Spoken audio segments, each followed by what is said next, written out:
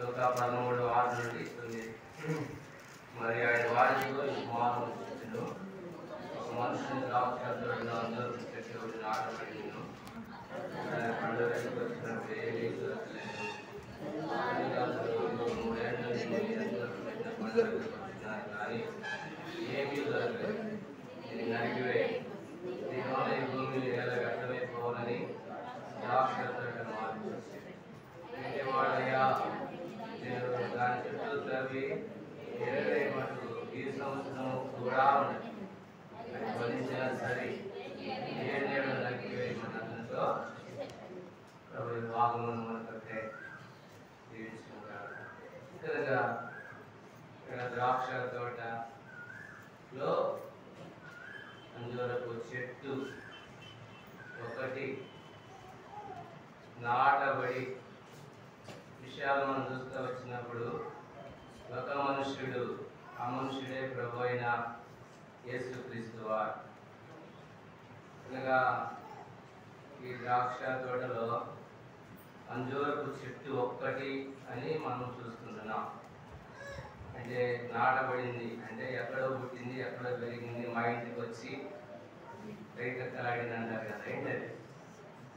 సలకమా? ఇది ఎక్కడో పుట్టింది, ద్రాక్ష తోటలోకి కాదు. అయితే ఈ తోట అనేటువంటి సహవాసంలోనికి ఈ అంజూరపు చెట్టు నుంచి ఎక్కడో ఉండే దాన్ని తీసుకొచ్చి నాటాడు. 3 సంవత్సరాలు అయింది అంటే. 2 సంవత్సరాలు అవుతుందట. 3 సంవత్సరాలు. ఇప్పుడు 3 సంవత్సరాల నుంచి ఎదుగుతున్నాడంట. ఏమన్నా ఒక్కన్నా దొరుకుతుందేమో అని. ఏంటది? పండ్లు, ఫలాలు. అది కారణం 9:1 ఎందుకు బలిపీఠం కట్టాడు, ఎందుకు జ్ఞాపకం చేసుకున్నాడు, ఎందుకు భద్రపరిచాడు, ఎందుకు పోషించాడు అంటే దేవుని యొక్క ఉద్దేశం ఏంటి? 9:1 ప్రకారం మీరు ఫలించి అభివృద్ధి పొంది విస్తరించి, అది ప్రభు యొక్క ఉద్దేశం, తండ్రి యొక్క సంకల్పం. అయితే దేవుని యొక్క ఉద్దేశం సారంగా ఫలించలేకపోయిందంట. ఇది అది అర్థం చేసుకోవాలి. కనుక దేవుని యొక్క వాక్యంలో అంజూరపు చెట్టున మరి ఒక్కడు కూడా ఆకులు తప్ప, అక్కడ బాగుంటుంది. ఇక్కడ వెనక రండి, మార్క్స్ సువార్తలోకి రాద్దాం. మార్క్స్ సువార్తలోకి వస్తే చక్కటి మాట రాయబడుతుంది. 11వ అధ్యాయం మార్క్స్ సువార్త 11వ అధ్యాయం 12వ వచనం. మరునాడు వారు బేత్లెహేమును వెలుస్తుండగా ఆకలి కొని. ప్రభు కూడా ఆకలేసిద్దా? ఆకలేస్తుంది. ఆయన ఆకలి కొన్నాడంట. అంటే ఆయన ఆకలి కొన్నాడు కానీ, ఆయన దప్పి కొన్నాడు కానీ మీకు తెలియని ఆహారం నాకు ఉందంటాడు. సమయ స్త్రీ యాకోబు బావ దగ్గర దప్పి కొన్నాడు. అమ్మా, దాహములకు నీళ్ళు అన్నాడు. నీళ్ళు తాగాడా? తాగలే. వాడు ఏం చేశారు? వెళ్ళిపోయారు, సిటీకి వెళ్ళిపోయి వాడు నిండా తిని క్యారేజీ కట్టుకుని వచ్చారు. ఎవరికి? ప్రభువుకి. తీసుకొస్తే ప్రభు తినంటే మీకు తెలియదు ఆహారం నా ఎదుగుతుందా. ఆయన ఆకలి తీరిపోయిందంట ఆమె రక్షించబడేసరికి. అదో అది కూడా బైబిల్ చెప్తున్నాడు. అరే అనుభవ అప్పు మంచి అయినా ఇప్పుడు ఎడగేడని కూర్చోండి. వద్దు వద్దు, ఎడని కూర్చో. అక్కడే ఎడని కూర్చుంటే కూర్చోండి. ఎడని కూర్చుంటే మంచిది. రైట్. కనుక చాలా జాగ్రత్తగా వాక్యం ఉండాలి. ఆయన తెలియని ఆహారం, ఆయన ఆకలి తీర్చలేనటువంటి చెట్టు, ఆయన యొక్క కోరికలు, ఆయన యొక్క ఇష్టాన్ని నెరవేర్చలేనటువంటి చెట్టు. 3 ఏళ్ళ నుండి, 1 సంవత్సరం కాదు, 2 ఏళ్ళు కాదు, 3 ఏళ్ళు కాదు. ఇప్పుడు లేకపోతే కూడా ఎన్ని సంవత్సరాలు అయిపోయింది? 3 ఏళ్ళ నుంచి వెతుకుతున్నాడట. ఈ సంవత్సరం వల్ల ఫలిస్తుంది, ఈ సంవత్సరం వల్ల ఫలించింది, ఈ సంవత్సరం వల్ల ఫలించింది అని 3 సంవత్సరాల అవకాశం ఇచ్చాడట. అప్పుడు ఏం చేశాడంట? ఆకులు తప్ప ఏమీ లేవట. అప్పుడు ఏం చేశాడు? దాన్ని ఇక మీద ఎన్నటికి నీ పండు ఎవరిని తినుకుందరు గాక అన్నాడు. అంతే. ఆ చెట్టుని ఏం చేశాడు దేవుడు? చేశాడు. అయిపోయింది. అక్కడ మాట ఉంది దేవుడున్నాడు అని చెప్పి దాని ఎదుగు వచ్చి చూడగా ఆకులు తప్ప మరి ఏమీ కనపడలేదు. ఏదైనా అది అంజూరపు పండ్ల కాలము. ఇప్పుడు మనకు ఒక అనుమానం రావచ్చు, ఏమని అన్న అంజూరపు పండ్ల కాలం కాదు కన్నా కాలం గారి కాయల కాలంలో ఏమి కాస్తున్నది? దేవుడు చెప్పించడం కూడా ఆయనకి ఉన్న పద్ధతి కాదు. మనమైతే ఎంత అనుకున్నాం కదా, అంజూర పండ్ల కాలం కాదు. అంజూర పండ్ల కాలం కాకపోయినప్పుడు మరి కాసిద్ది అది? మాట్లాడండి, కాస్తుందా? కాయదు కదా. నేను ఒక మాట చెప్తానండి, ఏ చెట్టుకైనా 3 ఫలాలు ఉంటాయంట. ఎన్ని ఫలాలు ఉంటాయి? 3 ఫలాలు ఉంటాయి. నెంబర్ 1 మొట్టమొదటి ఫలం ఏంటంటే యెషయా గ్రంథం 28వ అధ్యాయం 4వ వచనం. యెషయా 28:4. యెషయా గ్రంథము 28వ అధ్యాయము 4వ వచనం చదవండి.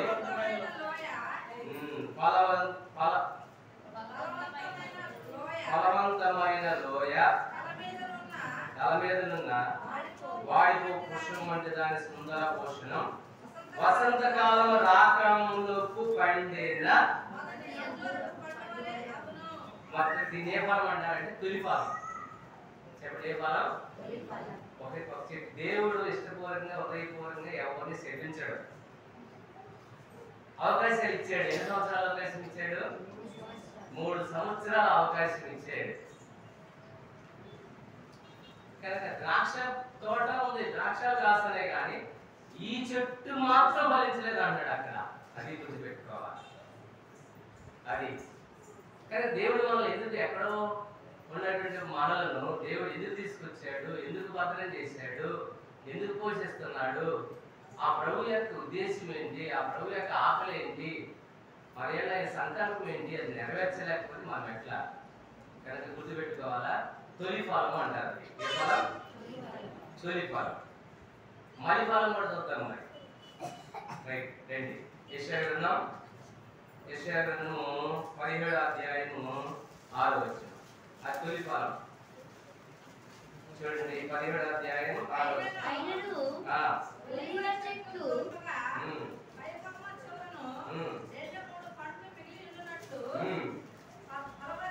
ఆగర్భమైన చెట్టులో 4 కొమ్మలందు 3-4 పండ్లు మిగిలినట్టును దానిలో పరిగ పండ్లు ఉండునని ఇశ్రాయేలు యెహోవా సెలవిచ్చుచున్నాడు. 1 తొలి ఫలం, 2 ఇప్పుడు మీరు మిరపకాయలు ఉన్నాయి. మిరపకాయకి ఎన్ని కోతలు ఉంటాయి? నాకు తెలిసి ఒక 4 కోతలు ఉంటాయి. తొలి కోత, 2వ కోత, 3వ కోత. 3వ కోతకు వచ్చేసరికల్లా దరిదాపుగా ఇంకా ఈడిపోతాయి. ఎంత ఈడిపోయినా మాట్లాడండి. నేను చిన్నప్పుడు గమ్ము కొనుక్కోవడానికి డబ్బులు ఉండేవి కాదు. అందరు క్యాండిల్ గమ్ము కొనుక్కునేవాడు. ఏం చేశారంటే గుడిపతికి పోయేవాడు. 10 నెలలు గుడిపతి. నేను చిన్నపిల్లలు అంటే నేను 4th క్లాస్ 5th క్లాస్ చదివేటప్పుడు అర్థమవుతుందా, గుడిపతికి పోయేవాడు. ఇప్పుడు గుడిపతి అసలు వెళ్ళేవాళ్ళు లేరులే, కానీ గుడిపతికి పోయి వచ్చి జామెట్రీ బాక్సులు అవి కొనుక్కుంటూ ఉండేవాడిని. అర్థమైంది చెప్పింది. ఆ తర్వాత మిరపకాయలు కూడా పరికాయలు అనేవాడు. ఏ కాయలు? పరికాయలు అనేవాడు. అంటే ఎంత చెట్టు అయినప్పటికీ కూడా 1 తొలి ఫలం ఉంటుంది, 2వదిగా పరిగ ఫలం అన్నా ఉండాలి. అన్న తొలి ఫలం లేదు, పరిగ ఫలం అన్నా లేకపోతే ఇంకో ఫలం ఉంది. ఏ ఫలం అంటే ప్రకటన గ్రంథంలోకి వద్దాం. రండి, ప్రకటన గ్రంథంలోకి వద్దాం. 6వ అధ్యాయం. ప్రకటన గ్రంథము 6వ అధ్యాయం 13వ వచనం. ప్రకటన 6:13. పెద్ద గాలి చేత ఊగులాడు అంజూరపు చెట్టు నుండి అకాలపు కాయలు. ఇప్పుడు చెప్పండి, నాతో చెప్పండి, వచ్చేసి ఆన్సర్ వచ్చిందా లేదా? ఏ కాయ ఇది? కాలం గారి కాలంలో కాసేదాన్ని ఏమంటారంటే అది కుక్క మూతి కాయలు అంటారు. నీకు అర్థం కావాలి ఏం మూతాడా అనరా? అది సరిగా ఉండవు అనమాట. అంటే మాసంలో పుట్టరు, 9వ మాసంలో పుట్టిన వాళ్ళు మంచి ఆరోగ్యం ఉంటారు. అడిగి జాగ్రత్త పడతారు. ఏ కాలంలో? 7వ నెలలో. 7వ నెలలో పుట్టిన వాళ్ళు ఎక్కడ పెడతారంటే ఐసీయూలో పెడతారు. వాడికి ఏదో బాగా ముక్కు సరిగా మూడు సరిగా ఉంటే ముక్కు సరిగా ఉండదు, ముక్కు సరిగా ఉంటే కాలు సరిగా ఉండదు. ఏంటరా అంటే ఈ 7వ నెలలో పుట్టాడన్నా గిడిగాడు పుట్టాడన్నా అంటారు. కాలం కానీ కాలంలో కాదు. అంటే ఎట్లాంటి తిక్కల చెట్టుకైనా 3 కాయలు ఉంటాయి. చెప్పండి. 1 తొలి ఫలం, 2 పరిగె ఫలం, 3 అకాలం. అంటే ఈ చెట్టుకి 3 లేవు. చెప్పండి ఏం లేవంట? 3 లేవు. మరి ఇప్పుడు దాన్ని ఏం చేయాలి? నేను చెప్తున్నాను కదా, సరే 1 సంవత్సరం అంటే లేవు అనుకున్నాం, 2 సంవత్సరం అంటే లేదనుకున్నాం, 3వ సంవత్సరం కూడా లేదంట. ఈ 3 ఏళ్ల నుంచి నేను వెతుకుతానే ఉన్నారు కానీ వచ్చినప్పుడల్లా ఆకులు తప్ప ఏమి. చదవండి 11వ అధ్యాయం లూకా సువార్త 7వ వచనం. గనుక అతడు, ఇదిగో 3 ఏళ్ల నుండి నేను ఈ అంజూరపు చెట్టును పండు వెతక వచ్చుచున్నాను, కానీ ఏమీ దొరకలేదు, దీనిని నరికివేయుము. ఈ చెట్టే పండలేదు, ద్రాక్ష తోటంతా పిచ్చకాపు కాస్తుంది, ఈ చెట్టే పండలేదు. కనుక ప్రియమైన బిడ్డలారా, దేవుడు మనల్ని ఎందుకు నాటుకున్నాడు? దేవుడు మనల్ని ఎందుకు రక్షించాడు? మన యొక్క దేవుని యొక్క ఉద్దేశం ఏంటి? దేవుని యొక్క సంకల్పం ఏంటి? ఇది మనం గుర్తెరగకపోతే మన జీవితాల్లో చాలా మనం నష్టపోతాం. మనం కూడా ఆశీర్వదించబడటానికి, అభివృద్ధి పొందడానికి, విస్తరించబడటానికి, దీవించబడటానికి ప్రభు మనల్ని పిలుచుకున్నాడే కానీ శపించబడటానికి కాదు. దీన్ని నరికి అగ్నిలో వేయమని చెప్పడానికి కాదు. ఆ ప్రభు యొక్క ఆకలి తీర్చేటువంటి వారముగా, ఆ ఫలాలు ఫలించేటువంటి వారంగా ఉండాలని ప్రభు యొక్క ఉద్దేశం. అరే పరిపండు లేకపోయా, తొలి ఫలము లేకపోయా, అకాలం కాయలు కాయకపోయా, అప్పుడు పరిస్థితి ఏంటి? దీనివల్ల ఎందుకు ఎలా వ్యర్థమైపోవాలి? ఎన్ని బైబిల్ స్టడీలు, ఎన్ని సంఘ ప్రార్థనలు, ఎన్ని సిస్టర్స్ మీటింగులు, ఎన్ని ఉపవాస కూడికలు, సంవత్సరానికి 52 ఆరాధన వర్తమానాలు, 52 బలవర్తమానాలు, 52 సంఘ ప్రార్థనలు, మళ్ళీ అవి కాకుండా మళ్ళీ స్పెషల్ మీల్స్, ప్రత్యేక కూడికలు, కృతజ్ఞత కూడికలు, ఎన్ని సువార్త కూడికలు. ఏమైపోయా? ఒక్కటన్నా వడ్డబడుతుందా తిన్నదంటే వడ్డబట్టడంలే. ఇప్పుడు చెప్పండి, ఇప్పుడు దీన్ని చెప్పించడము న్యాయమా కాదా? మాట్లాడేంటండి, న్యాయమా కాదా? న్యాయమే. ఇప్పుడు అదే పరిస్థితిలో మనం ఉంటే మన సంగతి ఏంటి? మనం కూడా న్యాయం చెప్తున్నామా? 3 సంవత్సరాలు అవుతుందట. ఏమన్నా ఎదుగు పొదుగుతుందా అంటే ఏమీ లేదు. ఎక్కడేసిన బొమ్మడు అంటే వేసిన కాడే ఉంటా వచ్చింది. సరే, ఇప్పుడు ఆ ఫలాలు ఏంటి? ఆ ఫలాలు ఏంటి? ఆ ఫలాల గురించి మత్తయి సువార్త 3వ అధ్యాయంలో బాప్తిస్మిచ్చే యోహాను మాట్లాడుతూ ఆయన అక్కడ మాట అంటూ ఉపయోగించుకుంటూ వచ్చాడు. రండి మత్తయి సువార్తలోకి వద్దాం. మత్తయి సువార్త 3వ అధ్యాయంలో అంటున్నాడు, 7వ వచనంలో అంటున్నాడు, మారు మనసుకు తగిన ఫలమట. ఫలము ఇది చాలా ప్రాముఖ్యమైనటువంటిది. కనుక ఈ 3 సంవత్సరాల నుంచి ఫలించకపోతే ఇప్పుడు మాలేమంటున్నాడు? చెప్పండి అమ్మా, మాలేమంటున్నాడు? అయ్యా ఈ సంవత్సరము ఉండని అయ్యా. తోటమాలి బ్రతులాడుకుంటున్నాడు, యజమాని బ్రతులాడుకుంటున్నాడు, అయ్యా ఈ సంవత్సరం ఉండనే, ఈ సంవత్సరం ఉండనయ్యే. ఫలించకపోతే అప్పుడు నడికిది కదయ్యా, ఈ సంవత్సరం కూడా ఉండాలి. తండ్రి కుడి పార్శ్వమున కూర్చొని నీ కొరకై, నా కొరకై, మనందరి కొరకై ఆ ప్రభు అక్కడ విజ్ఞాపన చేస్తూ ఉంటున్నాడు. ఈ సంవత్సరం కూడా ఉండలేము, ఈ సంవత్సరం ఉండలేము.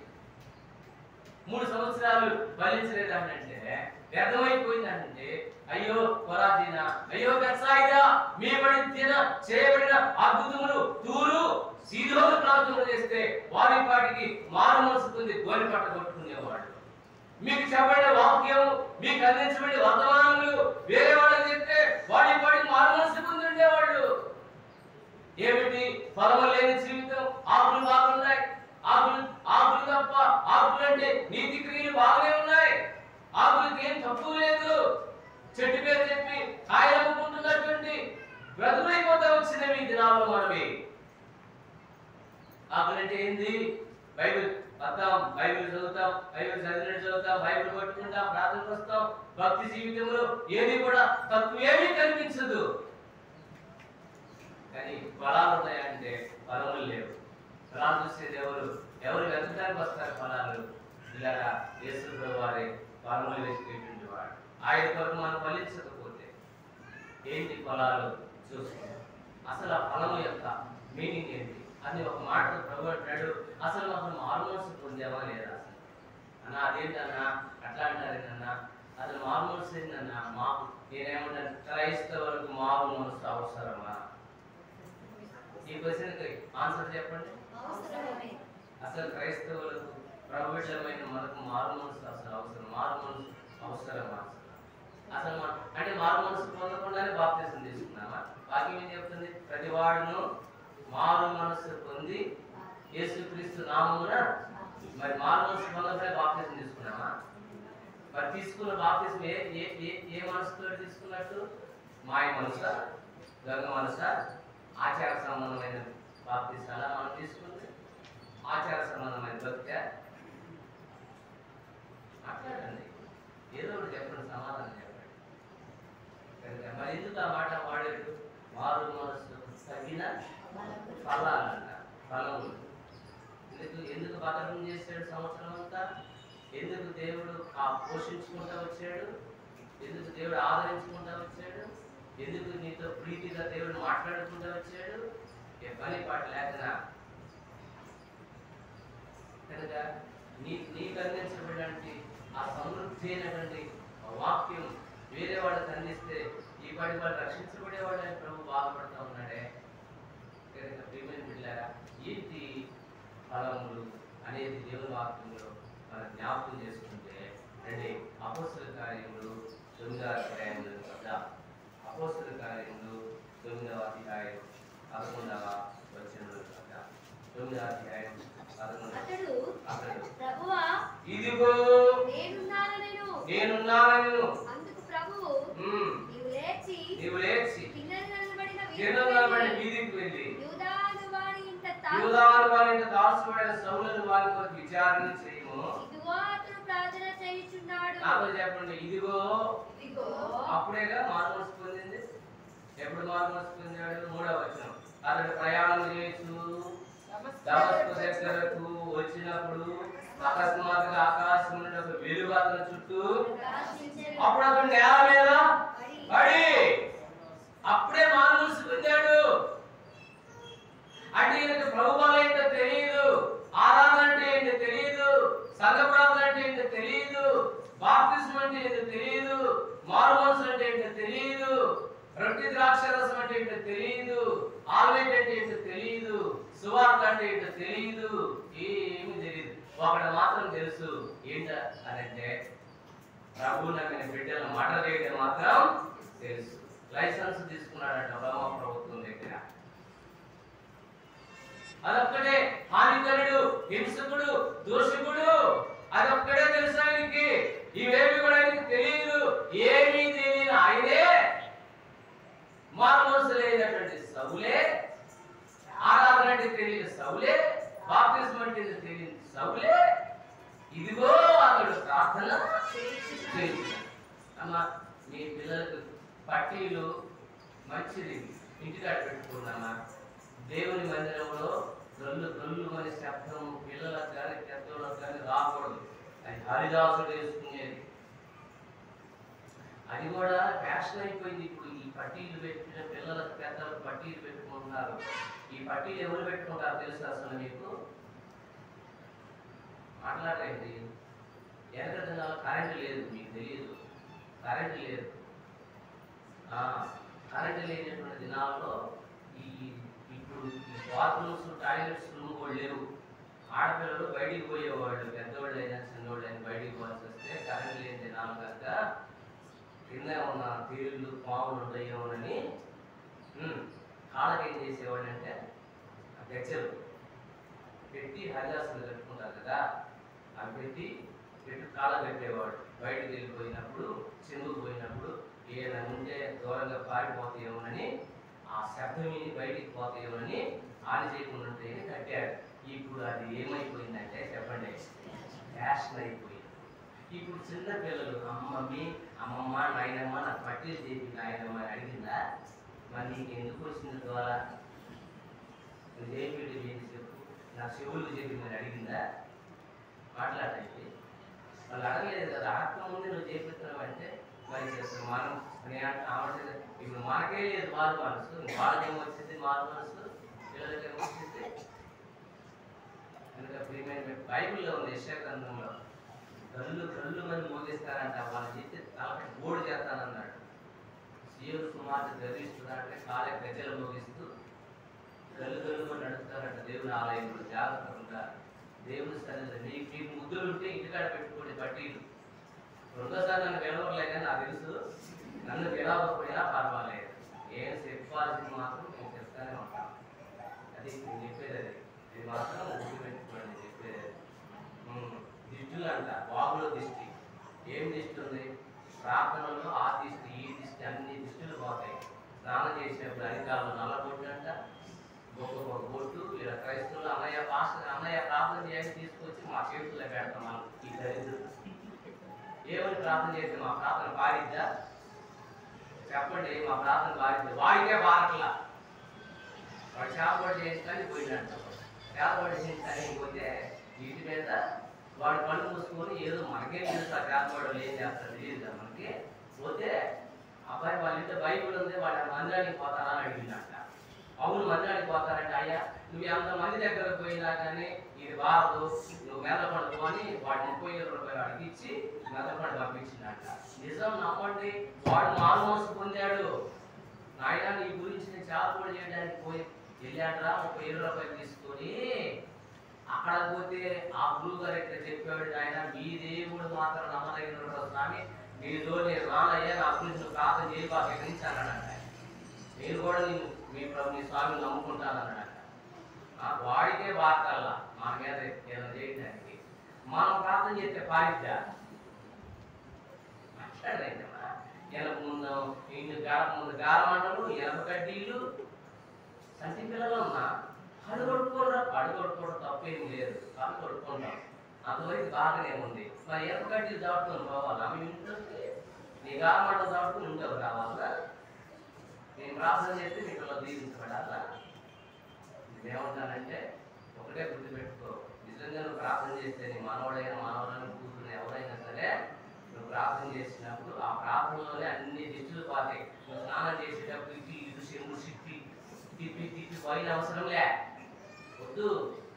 ఇవన్నీ పితృపారంపర్యమైనటువంటి వ్యర్థమైన ఆచారాలు ఏమీ చేయని అవసరంలే. నువ్వు తగిలెత్తనావు, లోపంతా తీసుకొచ్చి పిల్లలు తగిలెత్తనావు అనమాట. ఇంకా పిల్లలకి ప్రార్థన ఎక్కడుంటుంది? ఆ పిల్లల మీద ప్రార్థన యొక్క మహిమ, తేజస్సు మహిమ ఎలా ఉండగలుగుతుంది? నువ్వు చేసేది చేస్తానే ఉంటావు, వీళ్ళు చేసేది వీళ్ళు చేయాలా? అది వారు ఇది వారు. కనుక గుర్తుపెట్టుకోవాలి ప్రభు బిడ్డలు. అందుకని మంచిది, ముద్దులుంటే ఇంటి దగ్గర పెట్టుకోండి, ఎట్టన చేయండి. అతను ఇంటి దగ్గర పెట్టుకోమన్నాడు నేను చెప్పడంలే, అవసరం లేదు. ప్రభు బిడ్డలు మనం ఏమీ లేకపోయినా మన అందరం మన ముఖం ఎంతో సౌందర్యంగా ఉంటుంది అన్నమాట. అది దేవుడు అట్లా ఇచ్చాడు మనకి. అంతేగాని మనం ఇవన్నీ కూడా ఆచారాలు ఏమి అవసరం లేదు ప్రభు బిడ్డగా. కనుక దేవుడు వాక్యంలో మనం చూస్తూ వచ్చినప్పుడు ఇప్పుడు ఇదిగో అంటే ఫలం చూడండి అమ్మ. ఇప్పుడు 3 సంవత్సరాలు అయిందా? అతను ప్రార్థన చేయడానికి ఎన్ని సంవత్సరాలు పెట్టిందా? అంటేనా 3 సంవత్సరాలు పెట్టిందా, 2 సంవత్సరాలు పెట్టిందా, సంవత్సరం పెట్టిందా, లేకపోతే 6 నెలలు పెట్టిందా, నెల పట్టిందా, రోజు పట్టిందా, గంట పట్టిందా? మాట్లాడేంటమ్మా, ఒక కొన్ని గంటలు కూడా నిమిషాలే నేను చెప్పేది. అట్లా కింద పడిపోయాడు. కింద పడిపోయి నెమ్మటి ఏం చేస్తాడంట, ఇదిగో అతను ఏం చేస్తున్నాడు? ప్రార్థన చేస్తాడు. నేనంటాను అట్లాంటి వ్యక్తికి అంత ప్రార్థన అవసరం అయితే ఇప్పుడు చెప్పు, ఈ సంవత్సరం అంతట్లో ఎన్ని సంఘ ప్రార్థనలు ఎక్కొట్టావు? ఆదివారం రావడం కాదు. ఆదివారం క్రైస్తవులకి పరలోక రాజ్యం లేదు. ఆదివారం భక్తి. నువ్వేంటి బ్యాప్టిస్ట్ చర్చలకు లోదన చర్చలకు పోతే ఏంటి వేలాది మంది జనం వస్తారు. ఇక్కడ కాదు భక్తి. ఆదివారం భక్తి ప్రయోజనం కలుగజేయలేదు. గుర్తుపెట్టుకోండి. ఎవడైనా ఆయన నామమును బట్టి ప్రార్థన చేయవారు ఎవరో వారే రక్షించబడతారు. ఆయన నామమును బట్టి ప్రార్థన చేయవారు అందరూ రక్షించబడతారు. కనుక నువ్వు రక్షించబడటానికి, నువ్వు ఎత్తబడటానికి రహస్యం ఏంటంటే ప్రార్థన. అప్పుడప్పుడు పుట్టాడు, అప్పుడప్పుడే అకాలంగా పుట్టాడని ఆయన ఒప్పుకున్నాడు. పౌలే అన్నాడు, అందరికంటే కడసారి వారికి ఆ కాలం ముందు పుట్టాను, అంటే కాలంలో నేను పుట్టానని తనే ఒప్పుకున్నాడు. అట్లాంటి వ్యక్తికే ప్రార్థన అంత అవసరమైతే ఇప్పుడు చెప్పండి, ఇప్పుడు మన సంగతి ఏంటి? మన బాగా పాల్గొంటామే, సువార్త అంటే తెలిస్తే, ఆరాధన అంటే ఇప్పుడు తెలిస్తే, ఒక చిన్న ముక్క చిన్న సొక్క చెప్పండి, చిన్న ముక్క చిన్న సొక్క ఏంటది? ప్రభు యొక్క బలలో పాల్గొంటున్నాం. ఎంతమంది పాల్గొంటున్నారు? చేతులేస్తామండి ఇప్పుడు ఎత్తుతారు మీరు ఖచ్చితంగా. ఎంతమంది సంఘ ప్రార్థనలు అటెండ్ అవుతున్నారంటే చెప్పండి. బలలో పాల్గొనే వాళ్ళందరూ సంఘ ప్రార్థనకు వస్తున్నారా? బలలో పాల్గొనే వాళ్ళందరూ బైబిల్ పట్టణానికి వస్తున్నారా? బలలో పాల్గొనే వాళ్ళందరూ ఉపవాస కూడికలు ఉంటున్నారా అంటే చేతులన్నీ ఎత్తుతారా అంటున్నా? కనుక ప్రియమైన బిడ్డలారా గమనించు, ఈ మధ్యాహ్న కాల సమయంలో ఈ ఫలములు లేకపోతే ఫలింపని ప్రతి చెట్టు నరుకుతాడంట దేవుడు. నరుకుతానంటున్నాడు. నరికి వేయబడి అగ్నిలో అంటే ఇక అక్కడ దయాదాక్షిణ్యం లేదు. మారుమనసు పొందడానికి నీకు మళ్ళా అవకాశం లేదు. అది గుర్తుపెట్టుకోవాలి. ఒకే ఒక్క జీవితం మనకి దేవుడిచ్చింది. ఆ ఒక్క జీవితంలోనే మనము జాగ్రత్తగా ప్రభు మనకి ఏది ఇచ్చాడో దాన్ని కాపాడుకోవాలి.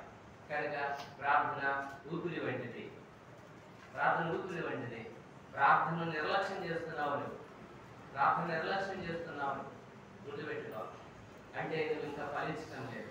ఒక మాట చెప్పవచ్చు, నీ కుటుంబంలో కార్యాలు ఎందుకు జరగటం లేదు? సంఘాల్లో కార్యాలు ఎందుకు జరగటం లేదు? నీ బిడ్డల మధ్య కార్యాలు ఎందుకు జరగటం లేదంటే నువ్వు సంఘ ప్రార్థనల విషయంలో నిర్లక్ష్యం కలిగి ఉన్నావు కనుక. నువ్వే చెప్పు యథార్థంగా. ఇప్పుడు దేవుని వాక్యానుసారంగా 3 ఏళ్ల నుండి నీ కొరకు చూస్తున్నాడంట, ఫలిస్తారు ఏమని, ప్రార్థన అనే ఫలం ఉందేమని. అది మారు మనసు తగినటువంటి ఫలం. మారు మనసు పొందిన వెంటనే ఫలం అది కనిపించాలా. కానీ ప్రార్థన అనేటువంటి ఊపిరి లాంటిది. అది ఇది నీకు అవసరం. ఇది కనుక ఇది నీ జీవితంలో లేకపోతే ఇది నాలో వ్యక్తిగతమైన ప్రార్థనలు లేవు. అంత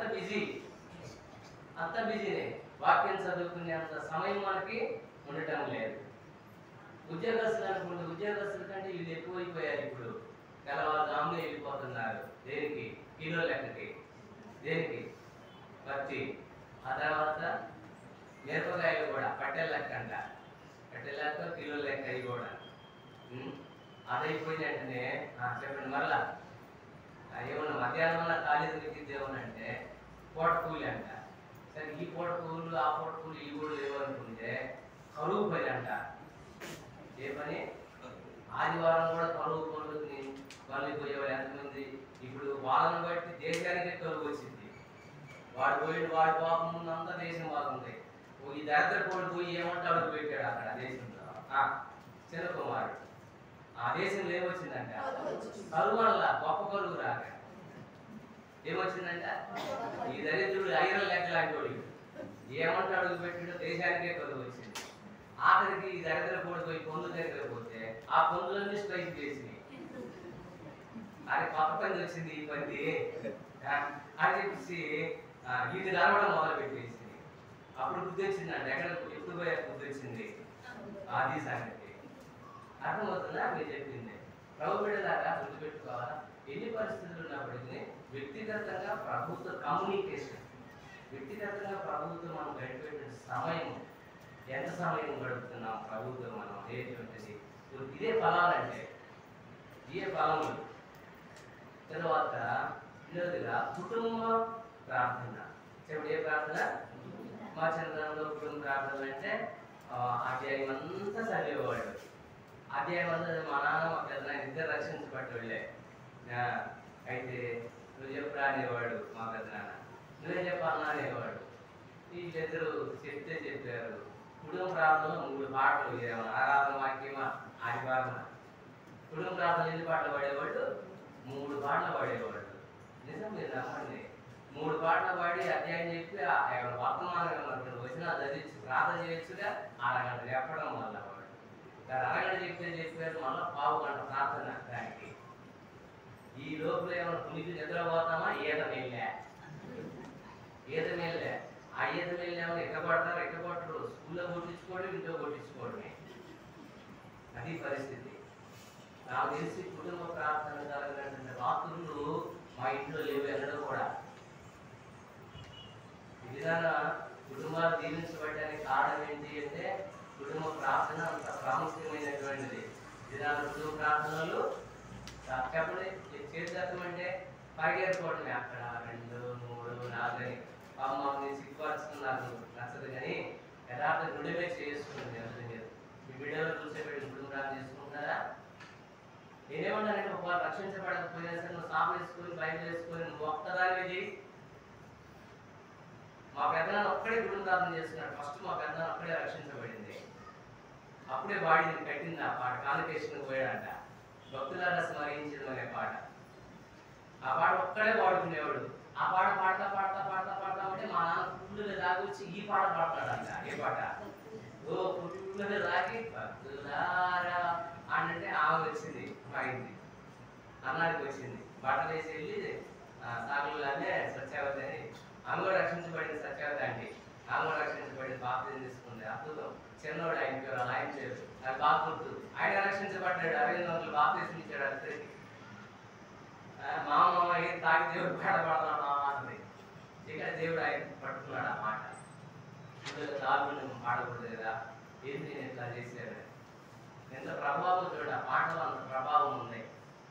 కానీ కుటుంబ ప్రార్థనలో నీతిమంతుల యొక్క గుడారంలో నుండి రక్షణలో కూర్చిన సునాద గానం వినపడ. దానికి బదులుగా జబర్దస్తులు ఏవేవో తిక్కలన్నీ మన ఇళ్ళలో నుంచి వినపడుతున్నాయి అన్నమాట. టీవీలు రకరకాలైనటువంటివన్నీ వినపడతా ఉన్నాయి. దైవ స్వరము కాదు, అపస్వరము. అది దురాత్మ యొక్క స్వరం అని గుర్తుపెట్టుకోండి. నీ ఇంటి చుట్టూ కంచె లేదు, ఇంట్లో బైబిల్ ఉందా కానీ ప్రార్థన శక్తి లేదు, ప్రార్థన యొక్క ప్రభావం లేదు. ఉదయం లేచి కాసుకొని సిద్ధం చేసుకుని ఉండలేకపోతుంటున్నావు. కనుక అది గుర్తుపెట్టుకోవాలా. వ్యక్తిగతమైన ప్రార్థన ఎంత ప్రాముఖ్యమో చెప్పండి. కుటుంబ ప్రార్థన కూడా అంతే ప్రాముఖ్యం. కుటుంబ ప్రార్థన ఎంత ప్రాముఖ్యమో సంఘ ప్రార్థన అంత ప్రాముఖ్యం. కనుక వ్యక్తిగత ప్రార్థన చేయలేని వాళ్ళు కుటుంబ ప్రార్థనలో చేసుకోరు, కుటుంబ ప్రార్థనలో ఏకీభవించలేని వాళ్ళు సంఘ ప్రార్థనలో అటెండర్ కాదు. ఇది అంటే దీనంతా వ్యవస్థ ఎక్కడ చెప్తుందంటే పర్సనల్ గా ప్రభుత్వం గడిపే సమయం నీకు ఉండట్లేదు. కనుకనే కుటుంబంతో నీ భార్యతో నీ పిల్లలతో గడపలేకపోతున్నావు, నీ భర్తతో నీ పిల్లలతో గడపలేకపోతున్నావు. అక్కడ గడిపేంత సమయం నీకు లేదు. కనుకనే చర్చి ప్రేయర్కి నువ్వు సంఘ ప్రార్థన రాలేకపోతున్నావు. నిజంగా దేవుడు ఈ 3 ఏళ్ల నుంచి దేవుడు నేను ఎక్కడ అడుగుతాడు గుర్తుపెట్టుకో. ఇక్కడ నువ్వు మారు మనసు పొందితే సరే, ఇక్కడ నువ్వు బుద్ధి మార్చుకుంటే సరే, ఇక్కడ నువ్వు పశ్చాత్తాపడి ప్రభువా వాస్తవమే నా జీవితంలో ఈ ప్రార్థన లేదు నాకు, నువ్వు పశ్చాత్తాపడు, నువ్వు ప్రభువుని అడుగు, క్షమాపణ కోరుకో. ఎప్పుడైతే ఇటువంటి స్వభావం కలిగి ఉండి నువ్వు మార్చబడ్డానికి నువ్వు ఇష్టం కలిగి ఉంటావో ఇలా నిజంగా అంటారు కదా. అందుకని ఆ గొప్ప దైవజనుడు అయ్యాడు. 14 పత్రికలు ఆయన చేతుల నుంచి జారువారుతా వచ్చినాయి. ప్రార్థించేటంటే పౌలు ఎదుట అనేక మంది పరిచారకులు వేశారు.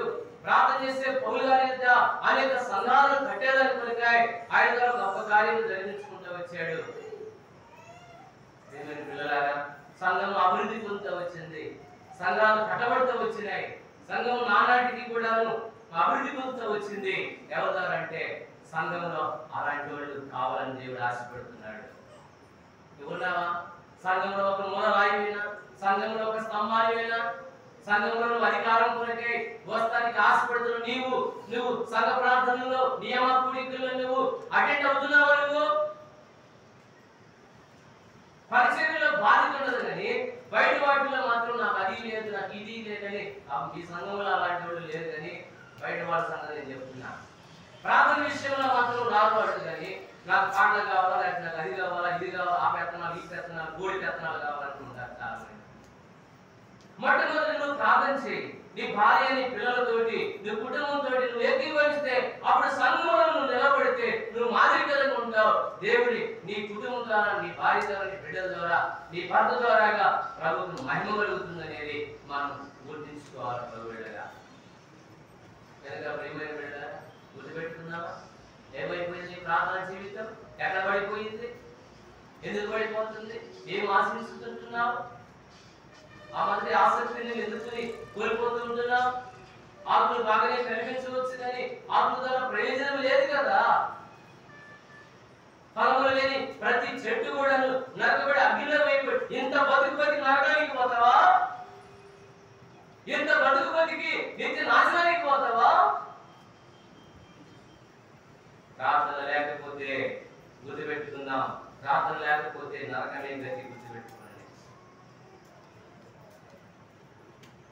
ఆ దినమున ఆయన నామమును బట్టి ప్రార్థనించే వారెవరు వాళ్ళే రక్షించబడతారు. ప్రార్థన ఎంత అవసరం మనకి. బలముతో కూడింది కాదు.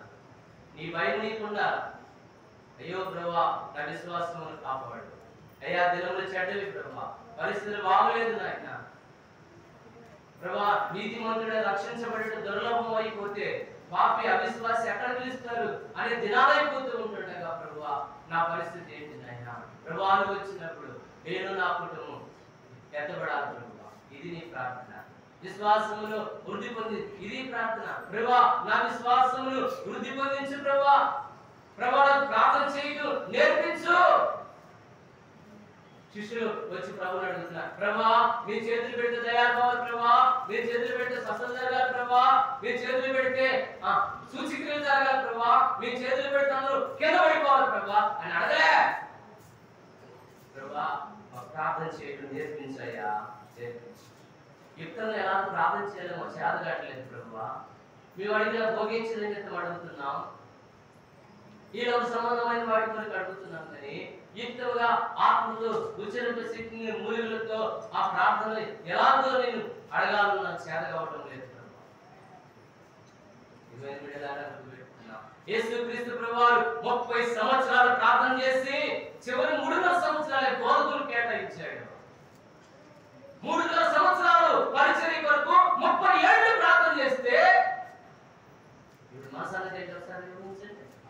30 సంవత్సరాల ప్రార్థన ఫలితం 3.5 సంవత్సరాల్లో అద్భుత సూచక్రియ కాదా? ఇన్ని సూచక్రియలు దేవుడు ఘనమైన పరిచర్య, ప్రభు పరిచర్య చేయడానికి 30 ఏళ్ల ప్రార్థన కాదంటారా? ఇప్పుడు చెప్పండి, ఇప్పుడు మరి మా పాలు ఏమైపోయినాయి? ఎందుకు సడలిపోయినాయి? ఏమైపోయినాయి? దేవుడు నీతో ఎట్లా మాట్లాడాలి? నేను ఎట్లా మాట్లాడితే నువ్వు బాగుపడతావు. దేవుడు ఒక మారు 2 మార్లు మాట్లాడతాడే, 3వసారి ఇంకా ప్రభు మాట్లాడటంతో వచ్చాడే. నీ హృదయాన్ని పురివిందం చేసుకుంటున్నావు. పతనం అయిపోతూ వచ్చినండి నీ ప్రార్థన జీవితాన్ని ప్రభువా ఇదిగో యెషయా మొద్దు నుండి చిగురు పుట్టినట్లుగా ఒక్క అవకాశం నాకు ఇవ్వు ప్రభువా. గిడియోన్ లేకపోతే సంసోన్ ఈ ఒక్కసారి నన్ను జ్ఞాపకం చేసుకున్నాయన అని చివరిసారి ప్రార్థన చేశాడు. గుర్తుపెట్టుకో, ఈ ఒక్కసారి నేను అడుగుతానైతే నేను అడగను, ఈ ఒక్కసారి నన్ను జ్ఞాపకం చేసుకో. అందుకు కదా ఇప్పుడు 11వ అధ్యాయంలో నీతిమంతుల పట్టికలోకి వెళ్ళిందే సంసోన్. ఆ ఒక్క ప్రార్థన చేయకపోతే ఇది నా ఎబ్రీ పత్రిక 11వ అధ్యాయంలో ఉండేవాడు కాదు, నిత్య నరకంలో ఉండేవాడు సంసోన్. ప్రభువా ఒక అవకాశం నాకు ఇంకా నా బ్రతుకును మార్చుకుంటా. ఈ యానివర్సరీ సందర్భంగా 3 ఏళ్ల నుండి నువ్వు నన్ను వెతుక్కుంటూ వస్తున్నావు, కానీ ప్రభువా నువ్వు నన్ను వెతికినా కానీ నిరాశపరిచిన దౌర్భాగ్యం, ఫలాలు లేనటువంటి నా బ్రతుకు, నా చిత్తమే, నా ఆలోచనలే, ఈపు సంబంధమైన వాటి కొరికే నేను ప్రార్థనాడుకుంటూ వస్తున్నానే, కానీ ఆత్మ సంబంధమైన వాటి విషయంలో ప్రభువా నేను దృష్టిని నిలుపుకోలేకపోతూ వచ్చాను. ఫలించు ఫలించు ఫలించు. 2వ ఫలము ఇక్కడ యోహాను సువార్త 4వ అధ్యాయంలో మనం అందరికీ పరిచయం అయినటువంటి భాగం అక్కడ ఆమె వెళ్ళింది, ఆ కొండ విడిచిపెట్టిందంట. నేను రాయబడుతూ వచ్చింది చూడండి 4వ అధ్యాయంలో, నేను చేసినవన్నీ అంటుంది 28వ వచనంలో. 4:28 యోహాను సువార్త. ఆ స్త్రీ తన కొండ విడిచిపెట్టి ఊరిలోనికి వెళ్ళి, అనేక సార్లు కొండలు పట్టుకొని పోతున్నాం. మన కొండ అట్లానే ఉంటుంది. కోపం అనే కొండ ఉంటుంది, ద్వేషం అనే కొండ ఉంటుంది, కుళ్ళు అనే కొండ ఉంటుంది, క్షమించలేనటువంటి కొండ అనేటువంటి ఉంటుంది. ఈ కొండలన్నీ మనం అట్లానే పెట్టుకొని వీధిలో మన పోయి సువార్త చేస్తారు. వాళ్ళు ఏమంటారు, నీ బతుకంతా మాకు తెలుసులే కానీ అమ్మో కానీ అయ్యో పత్రికలు చెబుతున్నారులే అని అంటారు లేదా? నీతో భయపడకపోయినప్పుడు లోపల హృదయంలో వాళ్ళు నొచ్చుకోవడం లేదా? కుటుంబంలో గయ్యాలి, వీధిలో గయ్యాలి, నీకు క్షమించే స్వభావం ఉండదు, ప్రేమించే స్వభావం ఉండదు. ఒకటికి మాటకి మాట నీ అతను అంటావే, నీ తోడుకోవడం పెడతావే. ఏ స్వభావం మీద మారింది? క్రీస్తుని స్వరూపము లేకుండా జీవించుకుంటా వస్తున్నావే, ఈ కొండలో పెట్టుకుని జీవించుకుంటా వస్తున్నావే 3 ఏళ్ల నుండి. ఆ కొండను విడిచిపెట్టకపోతే నీవే మాట ఎవరించాడంటే అదే కొండ పెట్టుకొని పోతే ఆయనే తెలుసు ఈ కొండను విడిచిపెట్టకపోతే ఎవరు నమ్మడని. అందుకనే ఆ కొండ పగలగొట్టేసింది. ఎత్తు ఈ కొండతోటి నేను పాపం చేయడానికి వస్తున్నా, నా బ్రతుకంతా తెలుసు ఈ ఊళ్ళో వాళ్ళకి. ఇప్పుడు ఆ కొండ వదిలిపెట్టేసింది. ఇప్పుడు విమని వెళ్ళారా, వెళ్ళిపోయిందంట, ఊర్లోనికి వెళ్ళిపోయి అంటుంది సాక్షి అక్కడ వాక్యములే, నేనే మార్గం సత్యం అనేదిలే, ఏ రక్తం ప్రతి పాపలు ఆ వచ్చిన అంటే తెలియదు, ఏం తెలియదు, పాట పాడలే, ఏం పాడలే. నేను చేసినవన్నీ నాతో చెప్పిన వాడు క్రీస్తు కాడా, వచ్చి చూడండి అంతే. ఒకే ఒక మాట. ఊరు వచ్చేసారంట. అనేకులు తమ వారిని యేసును విశ్వాసం చేశారు. సమరయ్యలో అనేకులు ప్రభువును విశ్వాసం వచ్చారు. నేనేమంటానంటే ఇది సాక్ష్యము. ఈ రెండవదిగా సాక్ష్యమైనటువంటి ఫలం. ఈ ఫలాలు చాలా ప్రాముఖ్యమైనటువంటి. ఇంకెంతకాలము ఈ కొండని పెట్టుకుంటున్నాం, ఇదే కొండ పెట్టుకుని ఆరాధన చేస్తానికి వస్తున్నావు, మందిరానికి వస్తున్నావు, ఆ కొండలు తీసుకొని మందిరంలోకి వస్తుంటున్నావు నువ్వు. అందుకనే ప్రభు నీ హృదయంలో వాక్యం అనేటువంటి ధారలతో ప్రభు నింపలేకపోతున్నాడు. ఆ కొండను విడిచిపెట్టడం నీకు ఇష్టం లేదు. నీ ప్రాణం పోయినా ఆఫ్రికా ఖండంలో కొన్ని కోతులు ఉంటాయట, పుచ్చ తోటలు ఉంటాయి. ఆఫ్రికా ఖండంలో పుచ్చ తోటలు ఎక్స్పోర్ట్ చేస్తూ ఉంటారు అనేక దేశాలకి పుచ్చకాయలు. కోతులు ఎక్కువ సంచారం చేసే ప్రాంతం అది. ఆ కోతులు చంపాలి. ఎట్లా చంపాలా? ఒక డబ్బా ఉంటుంది కదా, 15 లీటర్లు సెలవున్న డబ్బాలు లాంటి ఆ డబ్బాలకి చిన్న రంధ్రం చేసి కోతి చెయ్యి పట్టి అంత రంధ్రం చేస్తారంటే దాంట్లో శనగపప్పు పోస్తారు. శనగపప్పు పట్టి కోతికి పోయించడం కదా, వెంటనే వచ్చేసి ఆ చెయ్యి లోపల పెట్టేస్తారంట. ఏంటంటే పెట్టేసి కుప్పడ కొట్టుకుంటుంది. వెంటనే ఇప్పుడు ఆ చేను యొక్క రైతు వచ్చేస్తున్నాడు. ఇప్పుడు దాన్ని చంపడానికి దానికి తెలుసు, ప్రాణం పోద్దని ఇప్పుడు దాన్ని పడడానికి వస్తానని తెలుసు. అది ఇప్పుడు తప్పించబడాలంటే చెయ్యి ఎట్లా పెట్టిందో అట్లానే బయటికి తీయాలి. కానీ ఇప్పుడు గుప్పెడ కొట్టుకుంది, నాకు శనగపప్పు కావాల్సిందే, నేను విడిచిపెట్టను. కానీ వచ్చేసాడు రైతు, ఆ పూజను చంపేస్తున్నాడు. నా ప్రాణం పోయినా పర్వాలేదు కానీ నేను శనగపప్పు మాత్రం విడిచిపెట్టను. అది నేను ఆగానికి పోయినా పర్లేదు కానీ ఈ కుండని వదిలిపెట్టను. ఏ కుండని జీవితంలో వెంట పెట్టుకొని తిరుగుతున్నావు, ఏ కుండని ప్రేమించుకుంటూ వస్తున్నావు, నీకు తెలుసు, నీ అంతరాత్మకు తెలుసు. అందరి హృదయాలను పరీక్షించే దేవుడు ఉన్నాడు.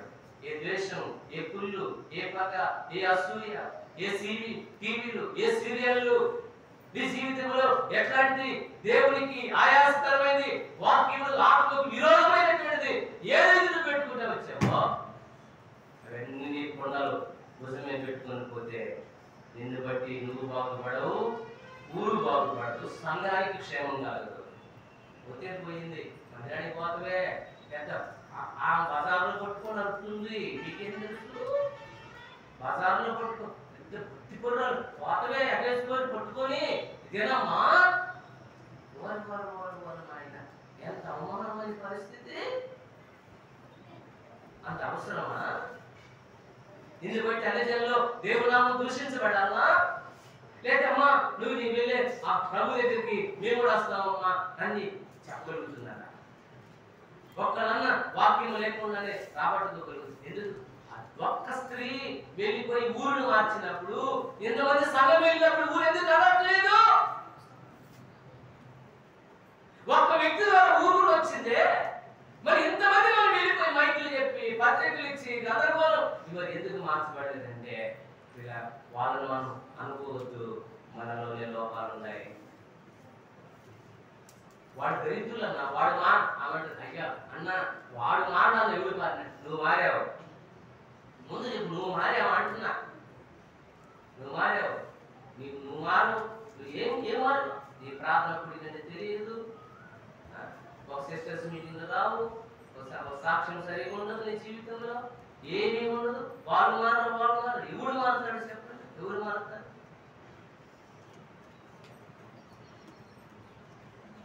భర్త కొట్టాడు, కొట్టుడు కొట్టాడు అమ్మాయి.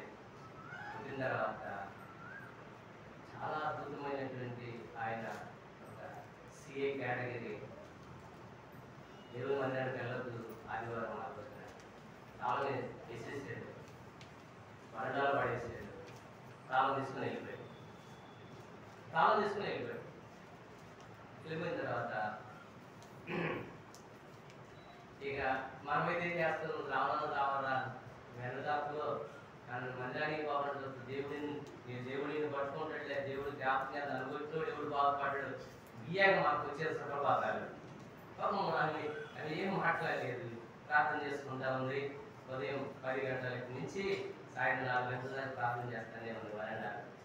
మనోడు తాళం తీసుకుని వెళ్ళిపోతా తను కోపం వచ్చేసింది భార్య మీద. తాళం కూడా ఇస్త్రీ ఆ చెరువులో వేసేసాడు. ఆ వెస్ట్ గోదావరి, పశ్చిమ గోదావరిలో ఎక్కువగా ఊరి మధ్యలోనే ఉంటాయి ఏంటది చెరువులు. ఆ చెరువు చుట్టూనే ఉంటాయి అన్నమాట ఇల్లు మొత్తం. చెరువులో పడేసాడు. అయిపోయింది. సాయంత్రం 3 గంటలప్పుడు ఒక ఆయన చేపలు కనుక వచ్చాడు, చేపలు అమ్మడానికి వచ్చేసాడు. చేపలు అంటే ఒక ఇష్టం అండి ఆయనకి. అంత కోపంలో ఉన్నప్పుడు భార్య ఏం చేసిందంటే భర్త కోసం చేపలు తీసుకుంది, ఇంటి పక్కల దగ్గరికి వెళ్ళింది, కత్తిపెట్టి అడిగింది, కత్తిపెట్టి తీసుకొని ప్రార్థన చేసింది. ప్రార్థన చేసి చేపను కోసేసింది. కోసి తింటుంటే ఇంటి తాళం వచ్చేసింది. చాలా వేదన, దుఃఖము, బాధతోటి ఏడ్చింది. ప్రభువానికి ఎంత నమ్మదగిన వాడు అయ్యా, ఏంటి ప్రభు చేప కడుపులో ఈ తాళం చేయమంటే ప్రభు అని ఉప్పగూలిపోయి ప్రభుని ఆనంద బాష్పాలతో ఏడ్చింది. తాళం తీసేసింది. భర్త చెరువుతో ఎన్ని చేపలన్నీ కూడా చక్కగా శుభ్రం చేసేసింది, కూరలు వేసింది. అన్నాడు కోపంతో వచ్చేసాడు. రావడంతో తాళం ఎవరు ఇచ్చారు నీకు అని అడుగుతున్నాడు. అతను కూర్చోబెట్టి చెప్తుంది, అయ్యా నువ్వు నన్ను కొట్టావు, నాకు తెలియదు, నేను ప్రార్థన చేశాను నీ రక్షణ దొరికాయి. ప్రార్థన చేస్తే అది నేను ఏ చేప తీసుకున్నానో అదే చేప కడుపులో మనకు ఆలోచించండి. మీరు నమ్మండి పిల్లారా, భార్య మీద పడి సిఏ కేటగిరీలో ఉన్న వ్యక్తి కాళ్ళ మీద పడి ఏడ్చాడు.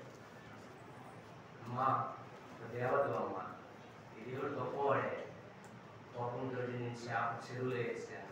దేవుడు చేపకి ఆజ్ఞాపించాడు, అదే చేపను నీ ఇంటి దగ్గర తీసుకొచ్చాడు, నీకు అప్పగించాడు చేపని. నీ దేవుడు గొప్పవాడు. ఆ రోజు నుంచి భార్య భర్తలు ఇద్దరు దేవుని మందిరానికి వస్తున్నారు. ఇది వాస్తవం జరిగిన సంఘటన. ప్రియమైన బిడ్డలారా, సంవత్సరాలు జరిగేస్తూ ఉంటాం. కుటుంబంలో కార్యాలు జరగాల. ఏదో వస్తేనేమో పోతేనేమో ఎప్పుడు నన్ను ఒక్కదానినే కాదు, ఒక్కడే కాదు. ఫలాలు కనిపించాలి, ఫలములు కనిపించాలి. కాపరి గొర్రెలు కనడు. కాపరి పని ఏంటంటే నీకు మంచి ఆహారం పెట్టడమే ఆయన బాధ్యత. నువ్వు గొర్రెలను కనాలి, మంద అభివృద్ధి పొందాలి. ఈ సాక్ష్యం ద్వారా నీ ఆడబిడ్డల్ని, లేకపోతే నీ తోడికోడల్ని, నీ అత్తల్ని, వారిని ఎంకరేజ్ చేయి, వారిని ప్రోత్సాహపరచు, వారిని పురికొల్పు, వారి మధ్యలో నీ పరిశుద్ధతను కాపాడుకో. వారి కొరకు మా మధ్యలో ఒక ఆమె ఉంది, ఇప్పుడు రాహాబు ఉంది. ఈమె వ్యక్తిగతమైన పరిచర్య చేస్తే ఆమె కుటుంబ పరిచర్య చేసింది. రాహాబు దాదాపు 70 మంది సంసారం ఉన్నారు అక్కడ. అన్నలు, అక్కలు, వదినలు, తల్లులు, పిల్లలు, మనవాళ్ళు, మేనళ్ళు, మేనకోడళ్ళు. ఒక్క వ్యక్తి కుటుంబాలను రక్షించుకుంటా వచ్చింది తెలుసా? ఒకే ఒక్క వ్యక్తి, నేను ప్రభువునందు విశ్వాసం కలదాన్ని. గమనించండి సత్యాన్ని. ఆ దేవుడు కూడా ఆమెకున్న విశ్వాసాన్ని బట్టి అక్కడ ఒక అంటే కోరికే అంటారు. మీరు ఇప్పుడు మనం చూస్తున్నాం కదా, ఈ రహదారి కంటే కూడా పెద్దది అది. ఆ తర్వాత ఎదుగో గోడ, ఆ గోడ మీద తను ఒక వేశ్య. ఎంతో మంది వ్యాపారవేత్తలు వస్తారు అక్కడికి. అలాంటి వ్యక్తి, శీలాన్ని పోగొట్టుకున్నటువంటి వ్యక్తి, అట్లాంటి అమ్మాయి ప్రభువునందు విశ్వాసం వచ్చింది అంటే నగదాలను కట్టించుకుంది, రక్షణ కార్యములు జరుగుతూ వచ్చింది, తన ఇంటి వారందరినీ రక్షించుకుంటూ వచ్చింది. ఎరుకో గోడలు మొత్తం కూలిపోయినా కానీ మీరు నమ్మండి, కూలిపోయినా అట్లానే దేవుడు స్ట్రైట్ గా అట్లానే ఉంచాడు. ఎంత అద్భుతం చూడండి. నేటికి ఇప్పటికి అట్లాగే ఉన్నది. లక్ష చూసుకుంటే ఎదురవచ్చు, కోమాలు లాంటి వాళ్ళు ఉంటారు, దానికి మళ్ళీ కొంతమంది వెళ్ళారా. దేవుడు ఎందుకు మనం రక్షించాడంటే ఆమె ఎంత ప్రార్థన చేసుకుంటూ వచ్చింది. వీళ్ళగా ముందు పెట్టుకున్నాం వెళ్ళగా మారు మనసులకు తగ్గినటువంటి ఫలములు. 3 ఏళ్ల నుండి దేవుడు నిన్ను వెతుకుతూ వచ్చినప్పుడు ఆయన ఆకలి తీర్చలేనటువంటిది. ఆత్మలు రక్షించబడటం, ఆయన ఆకలి తీరిపోవడం. ఆత్మ రక్షించబడితే దాహం తీర్చబడుతుంది. ఆయన ఆకలి తీర్చలేని, ఆయన దాహం లేని తీర్చలేనటువంటి బ్రతుకు. కానీ ఒక సంవత్సరం 3 ఏళ్ల నుంచి ఎదుగుతూనే వస్తున్నాడంట. అది వచ్చినప్పుడల్లా విజిటింగ్ చేస్తున్నాడు, ప్రతిసారి విజిటింగ్ చేస్తున్నాడు. దేన్ని? అందరూ చెట్టుని. ఎన్నిసార్లు విజిట్ చేసినా, ఎన్నిసార్లు దర్శించినా, ఎన్నిసార్లు మాట్లాడినప్పటికీ అయ్యో మొన్న వచ్చాడు కదా ప్రభు, ఈసారి మళ్ళా వస్తాడు, వచ్చినప్పుడు కన్నా చెప్పండి ఫలములు సిద్ధం చేసుకుని నా ప్రభు కొరకు ఉంచుతాను అని. దానికి ఏమన్నా మారుమనసు పొందిందా? ఏమన్నా ఇంకటి జ్ఞానం ఉందా?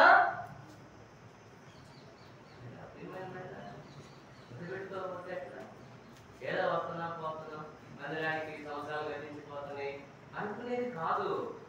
మనలో మార్పులే రాలేకపోతే ప్రజల్లో ఎట్లా మార్పు వచ్చింది? మనలోనే కనిపించకపోతే బయట నీ పిల్లలు ఎట్లా కనిపించింది? వారు మనస్సుకు ఏంటంటే కనిపిస్తా ఉన్నట్టుగా ఫలాలు అక్కడ మనం చూసుకుంటున్నాం. రండి ఇప్పుడు ఒక మాట చూసుకుని మనం ఆరాధనకి మనం ముగించుకోవడానికి ప్రయత్నిస్తున్నాం. రండి దేవుని వాక్యంలో చూస్తూ వచ్చినప్పుడు అపోస్తలుల కార్యములు 3వ వచనం చదువుకుందాం. అపోస్తలుల కార్యములు 3వ అధ్యాయము 8వ వచనం. వాడు అప్పుడప్పుడేనండి, వాడు కూడా ఎప్పుడు కాదు. అప్పుడు నేను చెప్పిన వాళ్ళందరూ అప్పుడప్పుడు పుట్టినాడు. పేదలు యోహాను వస్తున్నారట, పక్కన 3 గంటల ప్రార్థనా కాలమున. ఇక్కడ మాట చెప్తాను నేను. ఎవరు కుంటి వారు బాగుపడతారు, ఎవరు స్వస్థపరచబడతారు, సంఘంలో దేవుడు ఎప్పుడు అద్భుతమైన కార్యాలు చేస్తాడంటే పేతురు యోహాను దేవాలయంలో ఉండాలి. పేతురు యోహాను లాంటి వాడు కావాలి. ఇప్పుడు నేను అంటాను, ఒక మాట అందాం అన్నా, పేతురు గారికి పని పాట అంటే పేతురు గారికి పని పాట లేదా? మాట్లాడలేదండి, పని పాట లేదా అంటారు. అంటున్నా కొంతమంది అంటారు సేవకుడికి పని పాట, సేవకుడికి పని లేదు పాట లేదు అంటారా?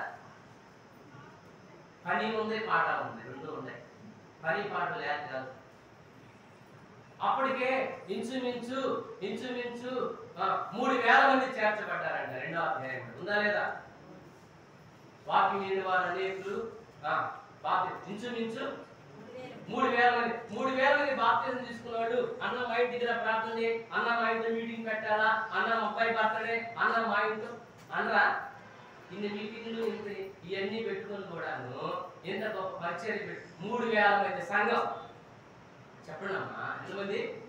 ఇంచుమించు 3,000 మంది సంఘానికి సేవకుడికి పనిలేదా అంటున్నా? మరి ఇన్ని పెట్టుకుని కూడా ఎక్కడికి వస్తున్నాడు? దేవాలయం ఎందుకు వస్తున్నారు? ప్రార్థన సమయం ప్రార్థనకి ఇవ్వాలి. మనం ఏం చేస్తాం? బంధువులు వస్తే ఏం చేస్తాం? ప్రార్థనకి జమ పడతాం. అక్కడ ఎందుకు రాలేదు? ఇవ్వాలన్నా అన్నా అంత దూరం చూడటంతో అంత ఏం చెప్పాలా అని తప్పించుకోవడానికి ఎన్ని అల్లికలు ఎన్ని సిద్ధం చేసుకుంటారో. మనుషులు మోసం చేయొచ్చు. మనుషులు అన్నయ్య ఎంతగా మీదిరా ఇంతకేనన్నా ఓ సప్పిడిదానా నువ్వు ఎంతగా బుద్ధి ఉండదు. ఇద్దరు కలిసి భలే మాట్లాడుతున్నారు. అబద్ధమైన ఒకేలాగా ఉండాలనుకోండి. ఐక్యత అబద్ధం ఆడటం ఐక్యత ఏ నిమిషంలో ఎవరు లేడు కావాలి పాపం ప్రపంచంలో. తెలియదు ఆ పేరు గారికి దేవుని ఆత్మ కలిగినోడు కదా. ఎవరు మోసం చేస్తాం మనం? ఏదో చెప్తామని అనుకుంటే మనుషులు మోసం చేయొచ్చు, సేవకులు మోసం చేయొచ్చు, పెద్దలు మోసం చేస్తారు. నువ్వు వాళ్ళలో చెప్పి ఏదో దూకు పడవచ్చు. దాని పరమందున దేవుడు దూకు పడతాడు. ఎన్ని కన్నులు కలిగిన వాడు ఆయన? 7 కన్నులు కలిగిన వాడికి. ఎందుకు 7 కన్నులు? 7 ఖండాలు ఉన్నాయి ప్రపంచంలో. 7 ఖండాలకి 7 కన్నులు కలిగిన వాడు ఎవరు? ఆయన కన్నులకి మరుగైన దేవుడు ఏమో చెప్పండి. చెట్టు చాటున ఆదాము చూసిన కన్నులు, చెట్టు పైన చెక్కని చూసిన కన్నులు, చెట్టు కింద నాతాలియలు చూసిన కన్నులు, చేప నోట్లో షెకేలు చూసిన గొప్పనే పుట్టునేసిన గొప్ప కన్నులు కలిగిన వాడికి నువ్వేం దాస్తావు? ఆయన కన్నులు మరుగైంది ఎక్కడుంది? మనం ఏదేదో చెప్పాలనుకుంటున్నాం. ప్రార్థన సమయం అంటే మనకంటే ముస్లిమ్స్ 5 గంటలకు 6 గంటలకు వాళ్ళు అల్లా అంటే క్యాప్ పెట్టుకొని కనుక టయానికి పోయి 5 నిమిషాలు వస్తామంటారు. 7 నట్లు తెత్తనే ఉంటాడు. ఇక్కడ అటపోయి పోయి వచ్చి కూర్చుంటాడు. టయానికి పోతారనమాట. జీవం కలిగినటువంటి వాళ్ళకి అంత భక్తి ఉన్నప్పుడు జీవం కలిగిన దేవుని దర్శించడానికి నువ్వు ఎందుకు సమయాన్ని పాటించవు? కుక్కలాడుతుంది నీకు భయం వస్తుంది. ప్రార్థన అంటే నల్లగా గూడు పడింది. వామ్మో ఎవడన్నా వర్షం పడి కొట్టు చచ్చారని పేపర్లు వేసారా? ఎక్కడ మీ ఊర్లో సంగతి చెప్పండి. బయట వద్దులే. నెమలిపూరులో నువ్వు కనీ విని ఎరిగిన తర్వాత నెమలిపూరులో వాకులు వచ్చి మందిరానికి పోతుంటే ఇట్లా మందిరానికి పోతుంటే వర్షం గురించి చచ్చిపోయారు. అక్కడ పేపర్లు ఎక్కితే చెప్పండి. నల్ల గుడి వాము ఇవన్నీ పోతాను ఇంట్లో చేసుకున్నాను. బిడ్డలాగా అర్థం చేసుకోండి దయచేసి. అది ఎట్లాంటి పరిస్థితి అయినప్పటికీ 3 hours 3 గంటల కంటే 3 గంటలకు పోయారంట. ఎక్కడికి చెప్పండి. మనకు రాత్రి 8 అమ్మ ఆచుకొని తీర్చుకొని అమ్మ వండుకొని అమ్మ సర్దుకొని రండి 8 గంటలకు పెడతాం అంటేనే దిక్కు దేవానం లేదు. 3 గంటలకు వస్తాం మనం. వాడు 8 గంటలకు వెళ్ళారు. 3 గంటలకే పోతున్నారంట. నేను ఎందుకు చెప్తానంటే ఎవరు ఏ సంఘంలోనైతే ప్రార్థన పొంది ఉంటారో చెప్పండి ఆ సంఘంలో దేవుడు ఏం చేస్తాడంట? అద్భుతాలు చేస్తాడు, స్వస్థతలు జరుగుతాయి. అది సరే. ఇప్పుడు వాడు దిక్కున లేచి నిలిచి నడుచు గంతులు వేయచ్చు వారితో కూడా ఎక్కడికి వెళ్ళాడంట? అప్పుడెప్పుడు మార్పు పొందింది, అప్పుడెప్పుడే పుట్టాడు, అప్పుడెప్పుడు మార్పు పొందాడు, అప్పుడెప్పుడు కాడు వచ్చేసినే కాడు వచ్చింది నాకు అమ్మ పుట్టి ఇంటికి పోవచ్చుగా. ఇంటికి పోవచ్చు కదా. ఇంటికి పోలే, బంధువుల దగ్గరికి పోలే, స్నేహితుల దగ్గరికి పోలే. లేకపోతే వాడు పుట్టిన నుంచి వాడు పుట్టిన రోజు తీసుకురావడం గుడిగాల్లో కొట్టి అందరికి ఒక పైన చూసేవాడు కొట్టివాడు అలా ఉంటాడు. అయ్యే బిజీ దగ్గర కూర్చొని ఉంటాడు. మరి ఎక్కడి నుంచో మరి ఆడికి పెళ్ళి అయింది. తర్వాత నాకు ఎవరు విన్నాను నేను, నాకు తెలియదు. నేను తర్వాత అడిగాను. వాళ్ళు అడిగితే చెప్పారు అన్నా వాడికి ఎంత అన్నా రాని అన్నా సాయంత్రానికి వాడికి సగం తెచ్చినోడు సగం అంట. ఈ చేతులు ఎత్తారు అయిపోయి చూసినవాడిని నల్ల బట్టలు కూడా ఉండేవాడిని నల్లగా చూసుకొని ఉంటాడు. ఒక్కోసారి అప్పుడు ఆవులు కూర్చుంటాడు, ఒక్కోసారి పిలిచి దగ్గర కూర్చొని ఉంటా ఉంటాడు. ఇప్పుడు ఎండలో నేను తర్వాత అడిగేది చెరు సగం అంట. వాడికి తెచ్చినవాడి సగం మాట్లాడితే అతని సగం. నేనంటాను మరి తెచ్చిన వాళ్ళు ఉన్నారు కదా పుట్టిన వాళ్ళని వాళ్ళ డ్యూటీ అదే. ఇక ఇప్పుడు ఎంత కదా అని చేశారు. అరే మీరు నా దగ్గర తీసుకొచ్చారని వాళ్ళ దగ్గరికి పోలే, నాకు ఎంతో సాయం చేశారు, వాళ్ళ వెంటనే వెంబడించలే. ఎక్కడికి వెళ్ళాడంట? వారితో కూడా. ఇప్పుడు చెప్పు, మా నాన్న చనిపోయేటప్పుడు కరోనా నాన్న చెప్పాడు. ఇక్కడ కూడా పిల్లరాల్లో కూడా నాకు సేవ చేశాడు. 11 సంవత్సరాలు సేవ చేశాడు. సెకండ్ వేలో నాన్న మా ఇంట్లోకి వెళ్ళినప్పుడు చెప్పాడు, భుజమే చేసి 42 సంవత్సరాల విశ్వాస మాట్లాడండి. 42 సంవత్సరాల సేవా జీవితంలో 2 ఆదివారాలు ప్రభు దినాన్ని పోగొట్టుకున్నాడంట. వాటి కోసం ఏడుస్తున్నాడు. నేను కరోనా వచ్చింది, నేను ఏడవటం లే, నేను వెళ్ళిపోతున్నాను, నేను ఏడవటం లే. భుజం మీద నా మీద భుజం మీద చేసి నన్ను బాధపరిచాడు మన 2 ప్రభు ఆదివారాలు పోగొట్టుకున్నాడంట. ఎన్ని సంవత్సరాలలో చెప్పండి? 42 సంవత్సరాల్లో. ఇప్పుడు చెప్పండి, మనం ఎన్ని సంవత్సరాలు అయితే రక్షించబడి ఇప్పుడు మందిరంలో అటెండెన్స్ చేస్తాడా ఏడంటారా? అటెండెన్స్ ఉందంటారా లేదంటారా? చెప్పండి, ఏమేమి అటెండెన్స్లు ఉన్నాయి? మళ్ళా చెప్తున్నా, అటెండెన్సే కాకుండా టైం టు టైం. ఇప్పుడు 90 ఉందా లేదా? ఇప్పుడు స్కూల్కి వెళ్ళాక ఏం వేస్తున్నారు చెప్పండి? ఉందా లేదా? ఖచ్చితంగా వేయాలా, గుర్తుపెట్టుకోండి. అంటే ఏ టయానికి వస్తున్నామో చూస్తాడు. ఇక్కడ ఎన్ని రోజులు ఆబ్సెంట్లు ఉన్నాయి, అటెండెన్స్ ఎన్ని, ఆబ్సెంట్ ఎన్ని కూడా ఉన్నాయి. వాని క్రియలను బట్టి ప్రతి వానికి సిద్ధపరిచిన జీతం. అందుకే ప్రభు అంటున్నాడు, నువ్వు సీనియర్లను చూడొద్దు, జూనియర్లను చూడొద్దు, అన్యాయస్తులు ఉండని, నీతిమంతులు కావండి, పరిశుద్ధులు, ఇదిగో నేను త్వరగా వస్తున్నాను అన్నాడు. ఎవరి వైపు చూసేది కాదు. కానీ ప్రభు ఏమంటాడంటే, ఆదివారం ప్రభు దినాన్ని మందిర విషయంలో నీ ప్రవర్తన ఏంటో చెప్పు. వాడైతే అప్పటికప్పుడే పుట్టాడు, ఫలించాడు. వాడి ఫలం ఏంటంటే దేవుని ఆలయం, దేవుని మందిరాన్ని కనపరుస్తున్నాడు. ఈ మందిరమే కదా, ఈ మందిరంలో ఆరాధించడానికి వచ్చే దాసులారే కదా అని రక్షించబడింది కదా. ఇప్పటి వరకు నేను మందిరానికి వెళ్ళబడుతున్నాను, ఆ స్వరం ఇంట్లోనే నేను లోపల ప్రవేశించలేకపోయాను. ఆ ప్రభు నా జీవితంలో గొప్ప కార్యం చేశాడు కనుక ఇక మేము నెహెమ్యా గ్రంథంలో రాయబడి, మేము మా దేవుని మందిరమును మేము విడిచిపెట్టము. వెళ్ళారా చెప్పు? ఎన్నిసార్లు? ఇప్పటికి 5 నెలల్లో ఎన్ని ఆదివారాలు పోగొట్టుకున్నావు?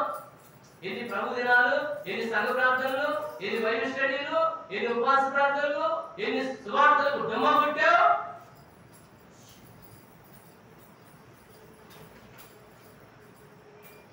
జీవిస్తానంటున్నాడు దేవుడు, గుర్తుపెట్టుకున్నాం. నాకడంట అడిగితే జాయిన్ చేయొచ్చు అని కీర్తన 50 అధ్యాయం అన్నాడు. దేని ఎడలా నేను మిమ్మల్ని చీల్చివేయుదును. మాట బాగుంటుంది. రండి, నాకు నలుపుతానంటే నలిగితే జాయిన్ చేయొచ్చు. ఎక్కడ వెంకటేశ్వర హాస్పిటల్కి వెళ్ళి ఎక్కడ అక్కడ నలుపుతానల్లా చదువేమ్మా, ఆ పదం చదువు. లేని ఎడల 50వ కీర్తన 22వ వచనం, 50వ కీర్తన 22వ వచనం, దేవుని మనసు వారులారా దీన్ని యోచించుకునుడి, లేని ఎడల నేను మిమ్మల్ని చీల్చివేయుదును, తప్పించువాడు ఎవడను చీలుస్తాడంట. ఇక చీలిస్తే జాయిన్ చేసేదిలే, అవకాశం లే. ఇంకా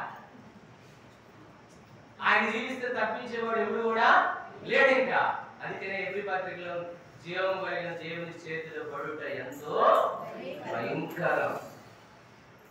అప్పుడు పడేది ఇప్పుడే పడితే పోదు. ప్రభా నన్ను క్షమించు.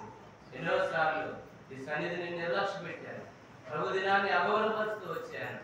ఫలము లేదు నా జీవితంలో, మార్మసు అనుభవం నా జీవితంలో లేదు. 3 ఏళ్ల నుండి వెతుకుతున్నా. ఇప్పుడైనా ప్రభు మాట్లాడుతూ ఉంటుండగా ఈ 4వ సంవత్సరంలోనైనా, ఈ సంవత్సరం దినం ఆరంభం నుండి ఇదిగో ప్రభా నియామక కూడిక నేను గౌరవిస్తాను. ప్రార్థన చేసుకో. ప్రార్థన జీవితంలో ఇప్పటి వరకు నిర్లక్ష్యం ఉండవచ్చాను. వ్యక్తిగతమైన ప్రార్థన ప్రభుత్వం నేను గడపాలి, కుటుంబంతో గడుపుతాను, సంఘంతో గడుపుతాను. ప్రార్థన చేసుకో. ఒక చక్కటి మారుమనసు పొందు, నూతనమైన తీర్మానం చేసుకో. రెండోదిగా ప్రభా ఈ సంవత్సరం నా సాక్ష్యాన్ని కాపాడుకుంటాను. ప్రభా నా సాక్ష్యాన్ని బట్టి, ఆమెను బట్టి అనేకులు వచ్చారు. ప్రభా నా సాక్ష్యాన్ని బట్టి రాలేకపోతున్నారు, నా ప్రవర్తన సరిలేక. ఇదిగో ప్రభా ఈ దినం నుండి నా సాక్ష్యముల ద్వారాగా అనేకులు చూడాలి ప్రభా. ప్రభా నా ఇంటి వాళ్ళు, నా ఇరుగు వారు, నా పొరుగు వారు, నా బంధువులు అనేకులు నా వారిని రక్షించుకుంటారు ప్రభా. నేను మళ్ళా చెప్తున్నాను బిడ్డలారా, పుట్టికి నువ్వు చచ్చిపోయావంటే గుర్తుపెట్టుకో. నువ్వు చనిపోయావంటే చాలా ప్రమాదకరమైన పరిస్థితి. దేవుడు ఎందుకు మరొక ఆ దినాన్ని పొడిగించాడు? ఇకనైనా నీ ప్రవర్తన మార్చుకుంటావని, ఇకనైనా నీ బుద్ధిని మార్చుకుంటావని ప్రభుని ఆయుష్కాలాన్ని పొడిగించాడు. ఏదో తురుమై కాదు.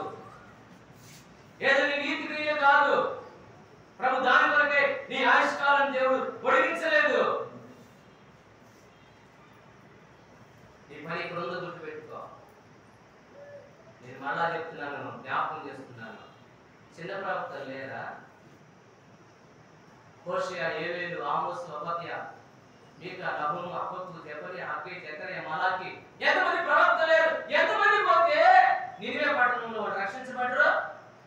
ఎక్కడ అండర్ గ్రౌండ్ లో పోయి పండుకున్నాడు. లోయర్ బెర్త్ సీట్ దొరికింది. లోయర్ బెర్త్ లో పడుకొని గాఢ నిద్రపోతున్నాడంట. Suitable person నినివేకి యోనానే.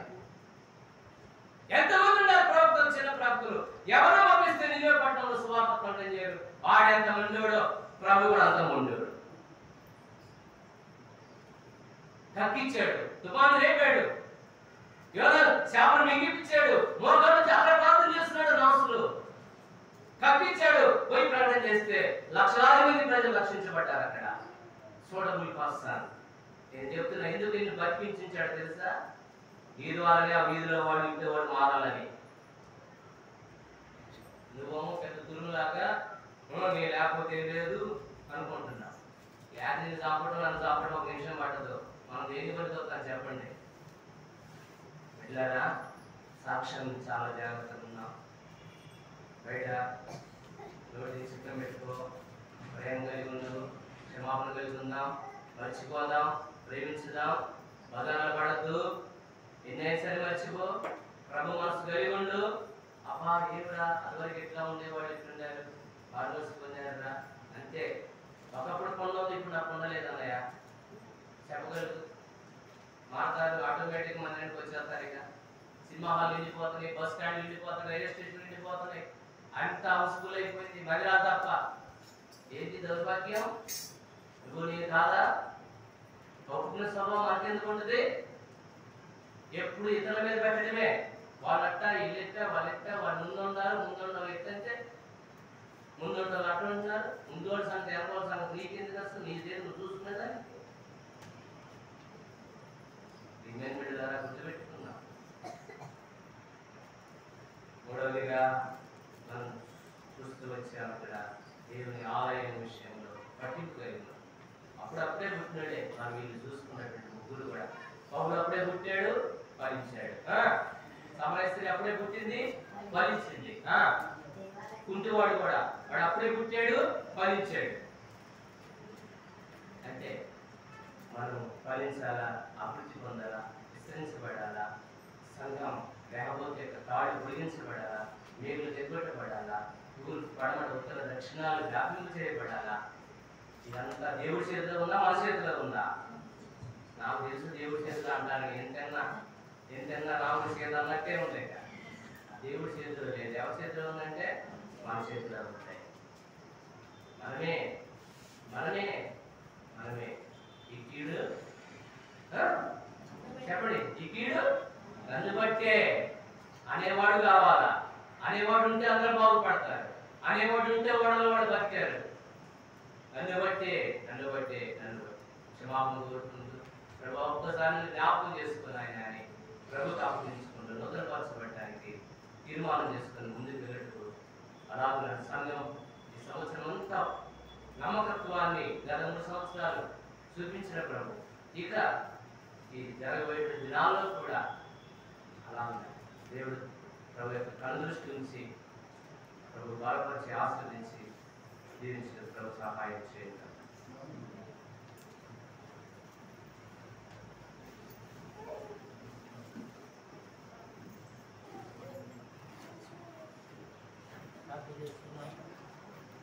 దయచేసి మోకరించండి.